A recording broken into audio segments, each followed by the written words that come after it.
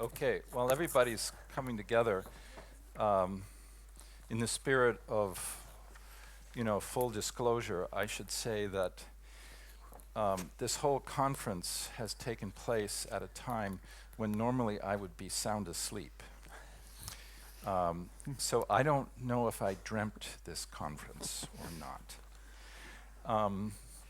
And I will say, however, that this is probably a conference that has the broadest spectrum of presentations that we've heard over the last 10 or 11 years in terms of content and style. So the one thing I thought I would do is try to reveal some of the things that weren't said in the talks but were present in all of them, I felt. And I'll go very quickly. I'm not going to repeat the talks or summarize them. But I felt in Yene's talk, she didn't talk much about the role of contrast of materials that heightened their presence. And you can see that immediately in the marble of the opera house and the wood interior, making both stronger. Maybe the carve out of the wood seating in the lookout and the very austere window that is ephemeral and reflecting, that she didn't talk much about that strategy as a design strategy. And then in all of her projects, this idea of process, how the thing was made, is present in the materials that are there. So I ask a rhetorical question. In architecture, is an awareness of the making of something enrich the meaning of the material? Is it valuable to have that somehow revealed in the project? So I asked that as a question. When Jesper was talking about the social life and materiality, it's one of the things that happens when you're really looking at social behavior in the urban environment. You're really looking at what the physical environment has enabled. And you talk very much in social terms. And he didn't talk much about the actual specific spatial and material differences of all of his examples. And did some of them enable things a certain way rather than others? Now, he says it's in his book, so you should buy the book.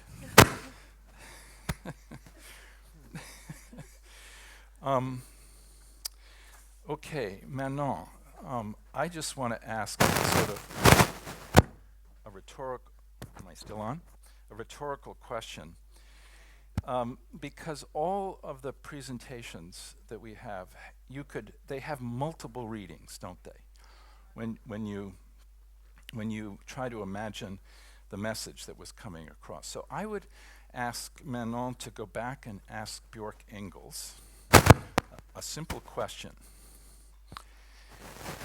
Did Björk Engels use the client and his wealth, and the client and this project as a way to restore an ecological system? So exploiting the real estate development process as a way to restore an ecosystem and expand it?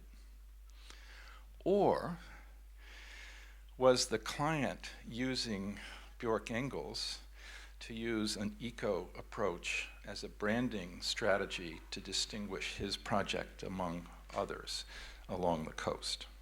So I hope she'll ask that question of him. So Jane, by the way, I loved all of these presentations, even though I was sleeping. No, dreaming. So Jane, she really underscored for me how easily we don't see the hypocrisies in what we do, and the incredible role of artistic resistance to reveal those hypocrisies. So that's really, really valuable. And I think she underscored the enormity of the challenge that we and all of you have, and the incredible forces that are stacked against us when you see this real estate machine operating in the world, and how difficult it is to just rethink something as simple as the ground. So thank you about that. Now Sasha and also Linda, wonderful talks about how we use materials to really make very, very specific and real things. So I really appreciated that. But I would go back to the same question that I was asking Yene about process. In both of these, the idea that the process of making the materials, you know, his last wiggly roof, and the idea that there's a process in some of these panelized or modular buildings. Where is she? She left. Oh, there she is. Thank you. You're still here. You're supposed to be up here. Again, I think the process of making these things has a potential of making the material more meaningful and the architecture more meaningful. And that was the message of those. And where am I? Ah, Alice. So I'd love to talk to you for hours about your place. Again, the use of local materials, and most importantly, local tools were essential in the making of those places. And what I loved was the integration of some of the social systems in the integrated whole systems. And I'd love to talk to you about how you could get cooking material out of the composting toilets and get the energy out of them before you get the fertilizer and all of that stuff. And finally, Frederick. So for me, even though he was doing it in a wonderfully mysterious presentation, what I loved is he hit all the senses. He really was getting at us in our complete whole body routine, right? We certainly had lots of wonderful sound. He wanted us to scratch our fingernails on things and touch them. He wanted us to taste them with our tongues. He also implied through the idea of weight that we have stances, that we experience the world in various body motions and positions. So there's a kind of whole bodiness to the buildings. I'm glad whoever asked the question about how architecture can be terrifying and horrifying, because I agree. It is really scary in some ways, but also a tremendous opportunity and so exciting, and that we do need to research and research and research. And so I'll end my blah, blah, blah about materials. Thank you. You should ask questions now. Or maybe you want to answer some of them.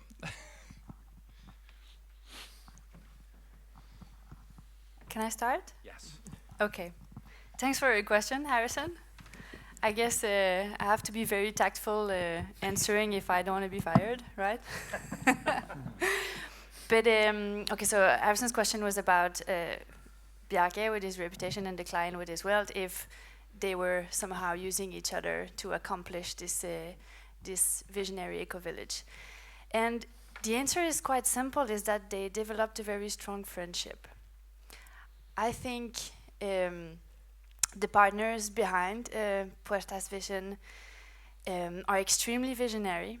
They were a big fan of Bjarke, which they had the chance to meet in a rather informal context, and I believe I can say it, they all met in Burning Man, and they had great discussions about their visions, as informal and formal as it may sound. But they became friends and started truly inspiring each other. For instance, one of the partner on the client side approached Bjarke with a document from the United Nations, which was freshly published, called the 17 Sustainable Goals, aiming at representing 17, 17 Sustainable Development Goals. And among those goals, it's about no anger, gender equality, sustainable development, sustainable infrastructure. And so it's a collection of goals put together by and accepted by over something like 40 countries, right? With clear indicators, and they're not developed by architects or designers to facilitate their greenwashing, right? They're clearly clear goals.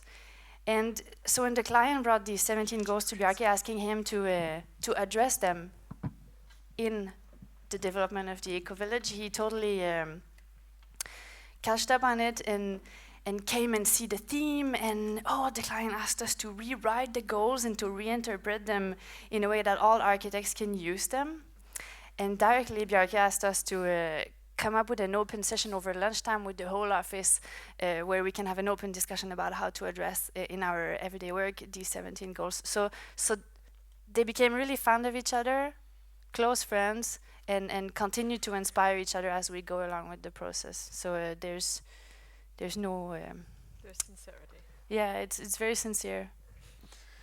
So the reason I ask that is because if one can use the real estate development process and the wealth of the customers who are going to use that to create something that is a true model, then you're actually exploiting the exploiters, which is a pretty nice idea, right?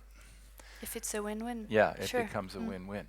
On the other hand, we have the responsibility, which we saw Alice fulfilling, which is to try to bring the same kind of thinking to a place with so little resources.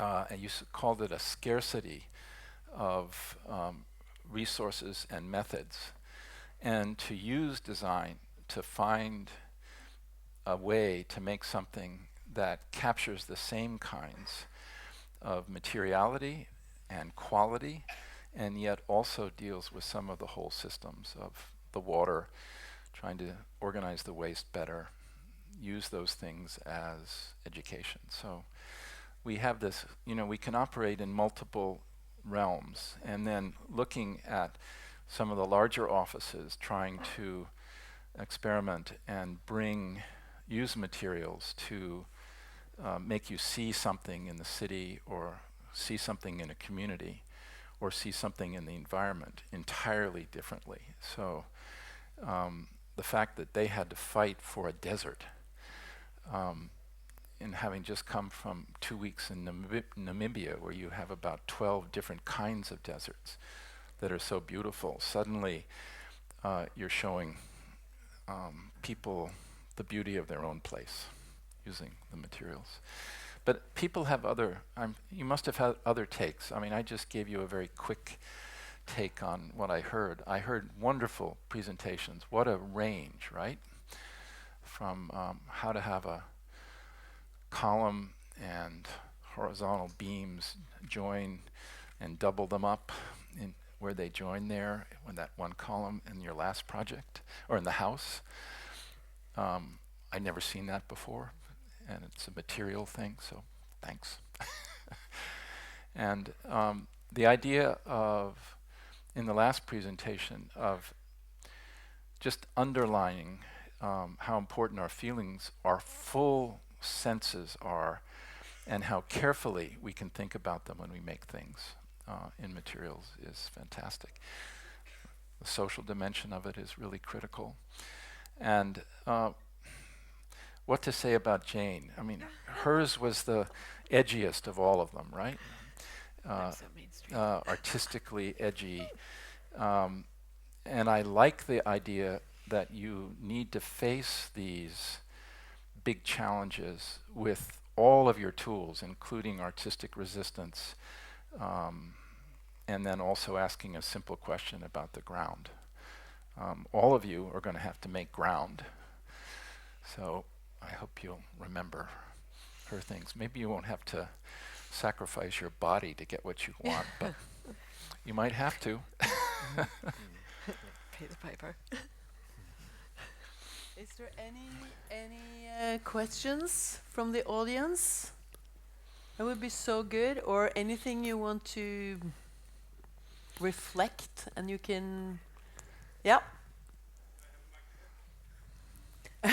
And there is one over there too. Hello, hello. Oh, okay. So I have a question that goes maybe towards Jenny and Sasha, and it's about the digital fabrication that you mentioned a little bit. So, and because this process is it's for the future, and right now it's extremely expensive, not only money-wise, but also kind of brain-wise. You have to have a lot of knowledge and coding skills. So how do you persuade a client to actually, for you to use this tool in your process? Because you have to kind of give him why is this better, and why is this investment that he needs to pay for a little bit more, why is this something that he should go for? For us, we bought the industrial robot back in 2008, I think. And as you say, it's extremely time-consuming to recode it, to actually make it do something for architects, and actually use it together with the 3D program. So I think we spent a year for the programming. So of course that skill is not for everybody. But the intention for us is really to then have both of course make models, but more to actually try to make a one-to-one scale. I mean, if you have a new ceiling element, then you actually can do that and you can send it to the industry. And that's not so far away. I think that will come pretty soon. That will see that much more. So for the balcony fronts in the opera, that's also made milled in the same way, and that was actually done by the same guys, the boat builders on the west coast that went bankruptcy, which also did the reindeer pavilion. So I think, and that's in Norway now there are a couple of small industries, just a couple of people in each of them that actually dare to go into that. And I think the more we draw in 3D that we actually can then reuse and make it directly into the industry. It's not about the client, it's really about us saying that this will be actually much more less time consuming and better product, and actually you know what you will get in the end. So I think it's not that far off that you actually can start doing. But it's not for everything. That's why also I think the combination with actually how you do it with the bulldozer, when you actually are moving the soil, which has been there for a long time already. It's the plugging from a grasshopper, which is a plugin in the Rhino, that you then can take it to the GPS.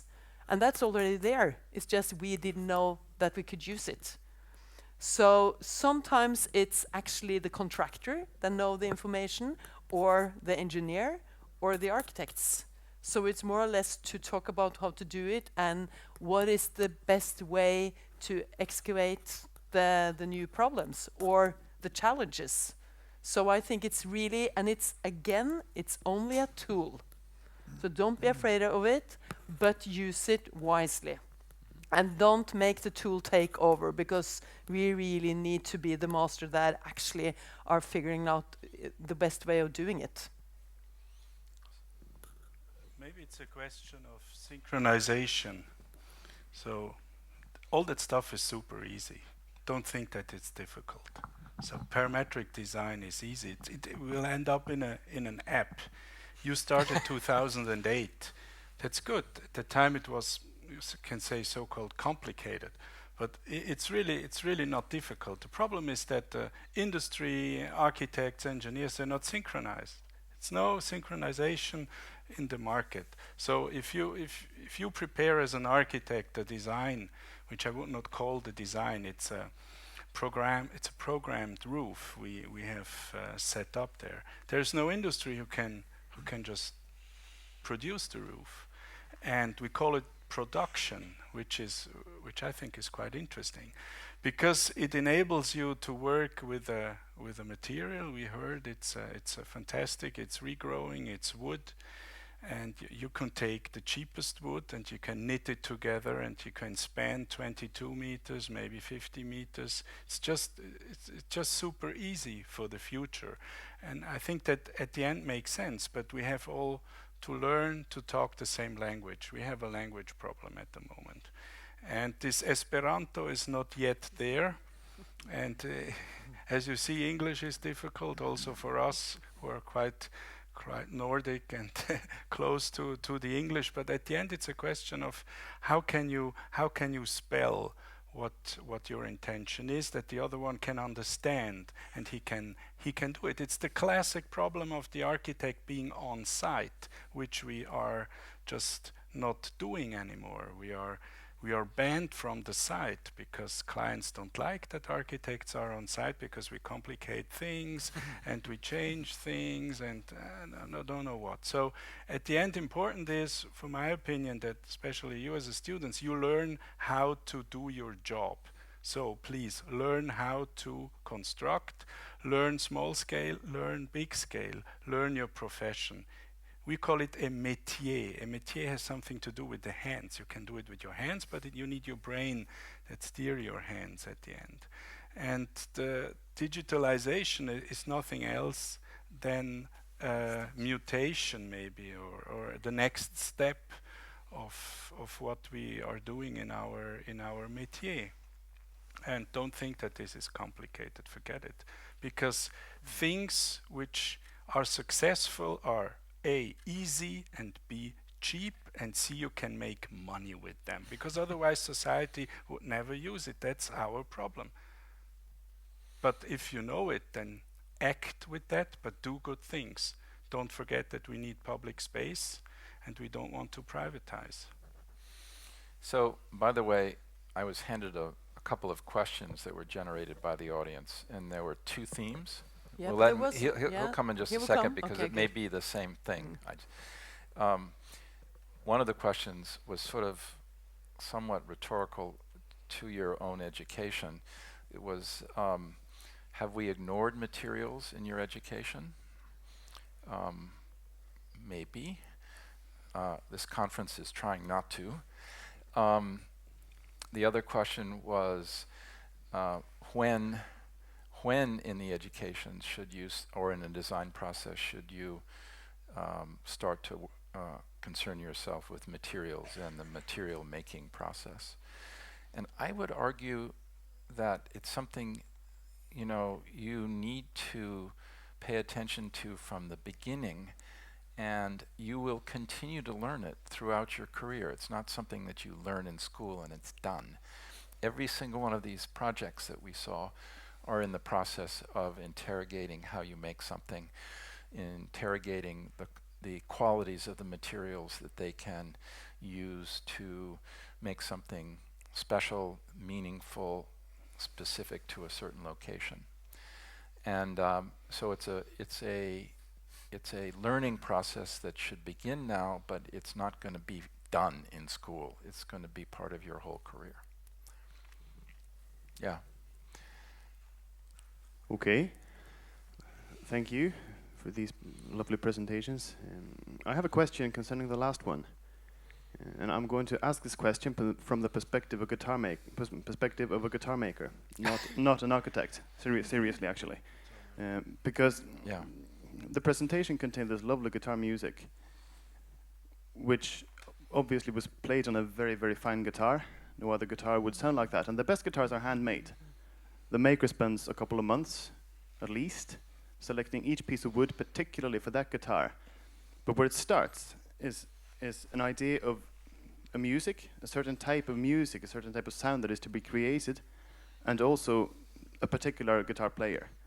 Whether it is a brutal player or someone very delicate, hand size and so on, is highly technical. But the point is that this relates to what you said about architecture, that we shape the buildings and then they shape us.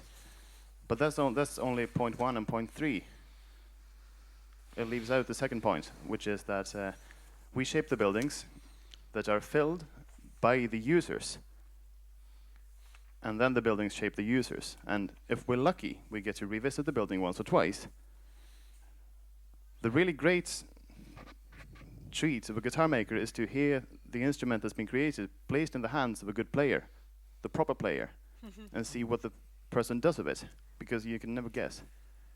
It's the best feeling in the world, and the same thing goes for architecture, but the point is that it doesn't shape us.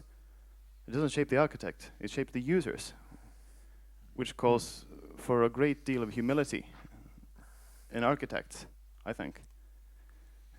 And if you're not open to this, that this will actually not shape me really. This doesn't concern me after the project's over. If you understand that, then you can do really lovely things. But if you don't, then I think things that happen today happen occasionally. So I was just wondering if I could have, if there are any comments on this. This is not a question, I realize, but It's a thesis. yeah, exactly, and it might be right or wrong. Yeah. Thank you. I think you're right, or I think it's a very good, very good comment. I like it very much. I think you know, I showed a picture of a football club for children. It was a great project to work with because it was all done on dugnad. It's a Norwegian word for everyone getting together and working more or less for free for the benefit of all. It's an old tradition that is sort of dying out a bit, perhaps, but it's not a good idea if you think in terms of making money. It's not so good for the architect. So they were fortunate that they met me, because I've always been poor, and I tend to stay that way. Anyway, you know, the meaning. I think the meaning is a word I am very fond of, and more. I think meaning is, let's say, in the same town as the football club was made, there was they've been building copies of ships from the early Middle Ages lately on just in the center of the city. A lot of people and you see there, and children see, and adults see, people working with. You know, I always thought that there's something called an axe and a knife, right? But they have and these old tools that they still use some places on the north coast and the west coast of Norway. There's about 20 different tools between an axe and a knife, like a series, going gradually, imagine, from a knife to an axe, you know, and they're absolutely beautiful. And they have learned how to use them, you know, and the skill is fantastic. And so while they were working, there was a public event sort of every day that people came there, and it was wonderful to see and learn. And I think that one of the great problems of our age, the modern so-called age, is that the meaning that lies in handcraft has been taken away from us. It's one of the most basic needs I think we have. I think this is such a sad story, you know, because you know how happy children are when if they are in a place where they are allowed to contribute, to do something, here comes a cliche, to milk the cows in the old days, right? But it's not a cliche at all. It's actually a super serious thing, because you know, the children being and then a lot of commercial interests are developing things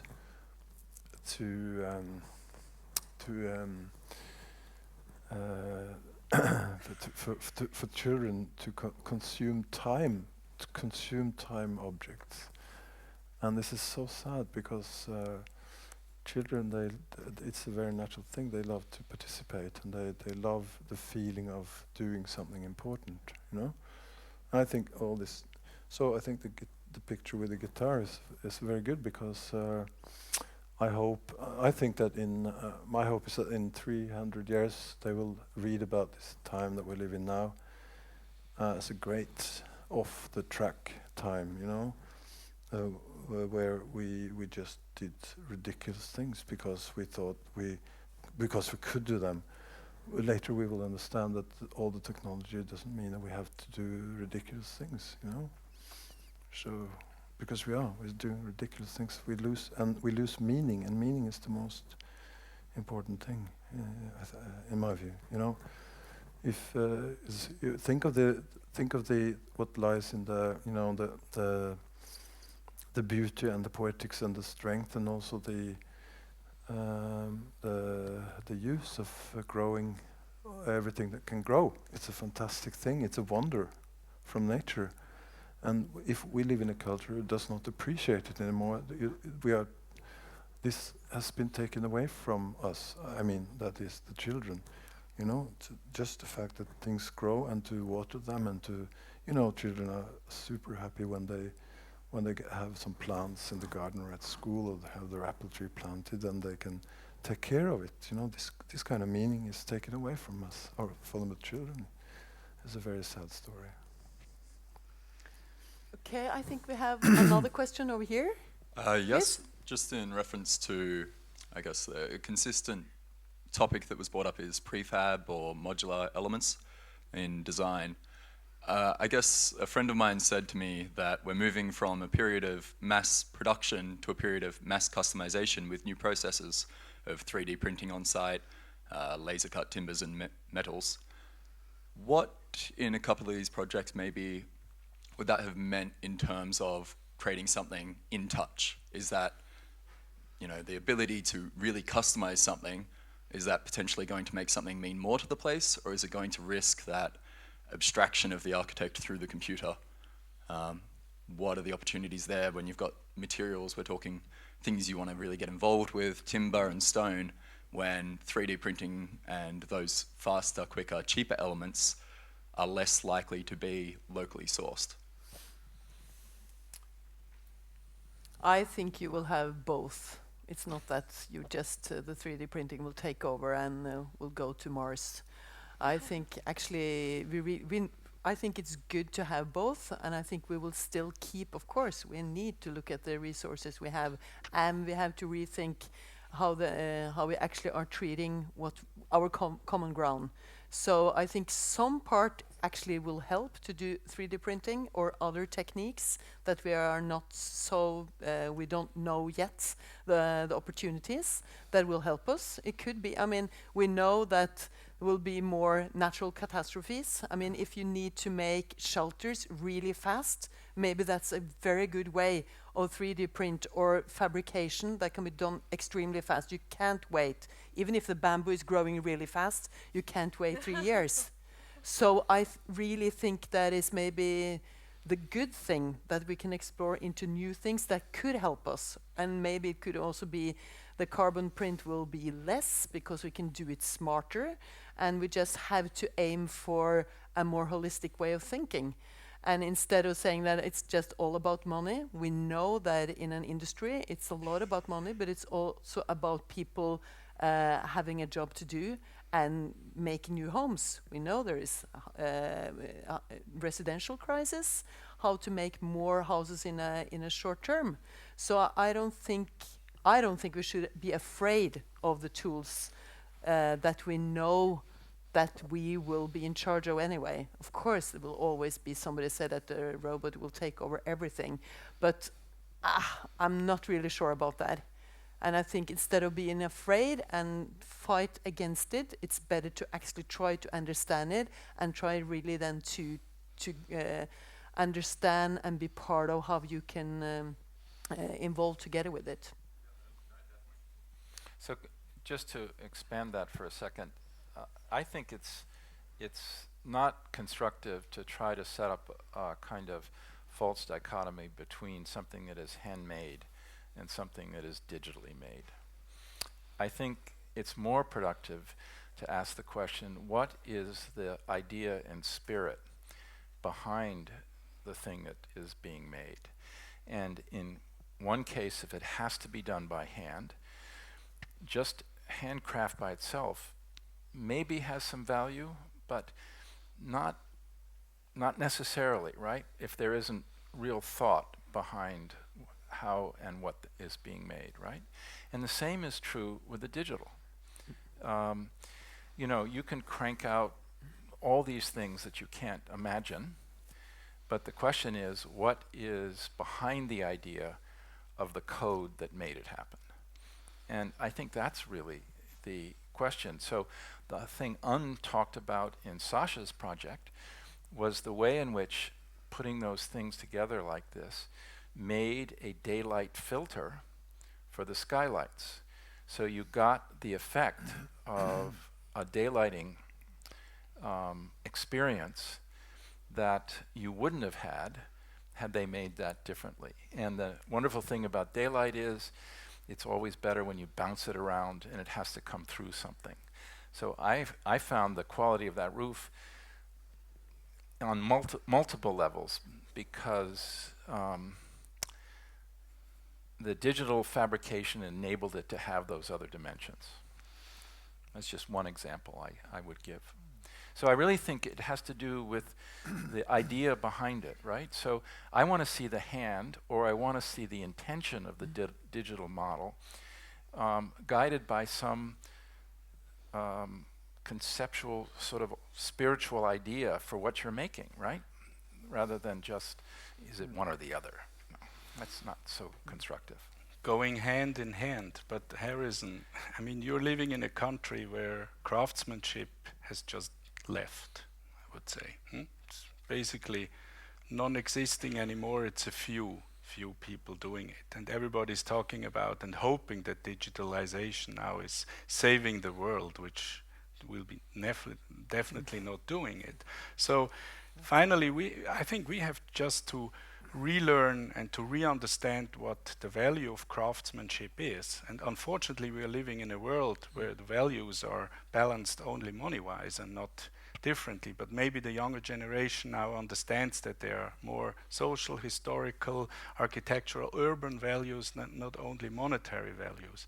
And digitalization is not there where we want it to have at the moment, because we are experimenting at the moment. That's why we say it has to go hand in hand. I tell always the story that craftsmanship and digitalization has to go hand in hand. Why do I say that? Because I have no clue how this will end up. It's just a simple answer to something where I don't know how it will end up. A robot, I mean, we have robots since centuries. We didn't call them robots, but we have it. Mankind always invented something helping him. At the end, the tool, you can say, is basically also a robot, because it's manipulated by your hand. So we are developing. We are Homo sapiens, Homo developing. That's okay, and we should accept this. But at the moment, we are in a phase where the world is running down. Too many people. We need shelter. We need homes. And we don't have at least the technologies to build up this quite fast in a reasonable way.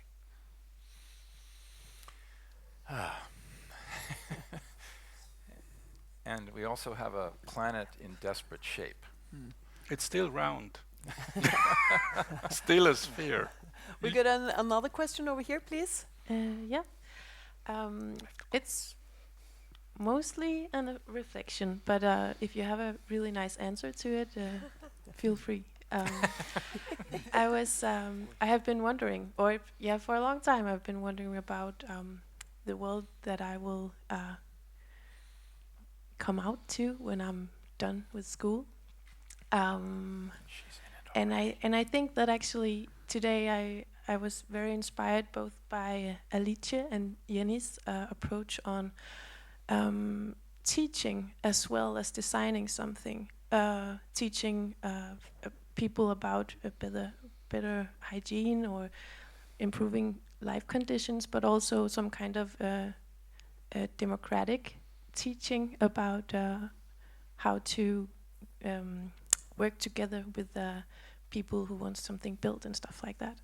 And I was just thinking about that actually perhaps the architect's role is to be a teacher too, but in the Western world, sometimes we're really bad at teaching the things that we need to do right now. It's easy to go to another country and say, in the West we have democracy, and we are gonna show a little bit of that, and we know everything about hygiene too, so we're gonna teach about that.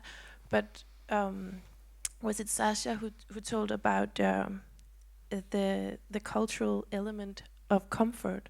Like, who is gonna teach people to want less, or to I don't know, it's really difficult sometimes to teach people about something that you don't quite know yet. It's not something that perhaps has been proven or anything. So I was just thinking perhaps we should be better teachers as well as designers. Dismiss all professors. Yeah. Yes. I Send think them it's home. a fantastic reflection, because I think that's really what it's all about. I mean, you learn something in school and then you keep on learn the rest of your life. And I think the combination of Alicia's work in Rwanda, where you really have to be so hands-on and you're really teaching basic things, it seems so much more important than to be somewhere in Saudi Arabia where they know they have so much money, but still try to teach people that, okay, it's equal between man and woman, which is so basic.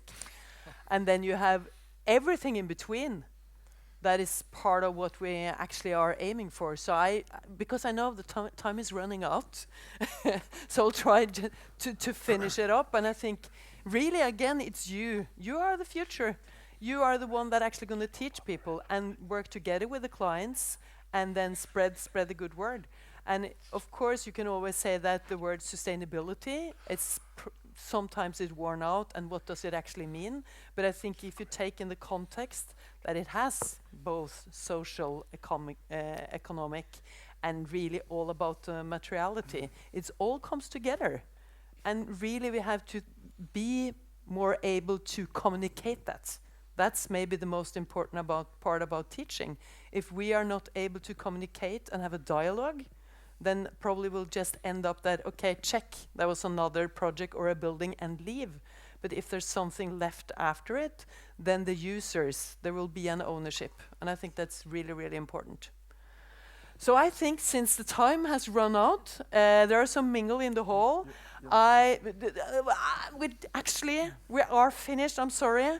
Because I think, come on, it's 4:30. You have been so good. It was a long day. And I think specifically I want to thank Katarina and Cyril. They have made a fantastic job. The whole Sudes family.